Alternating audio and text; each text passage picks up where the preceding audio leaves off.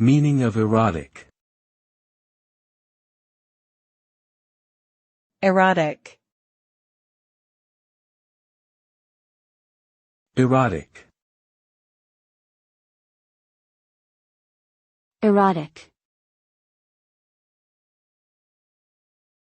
Erotic. Erotic is a term used to describe something that is sexually arousing or titillating. It relates to the expression of sexuality and sexual desire in art, literature, or other creative formats. Erotic works often feature explicit depictions of sexual activity and are intended to stimulate the viewer or reader. Erotic content can be considered taboo in some cultures and is often subject to censorship and regulation. Overall, erotic refers to a sensuous and sexually charged experience that has the potential to ignite sexual desire or intrigue in an individual.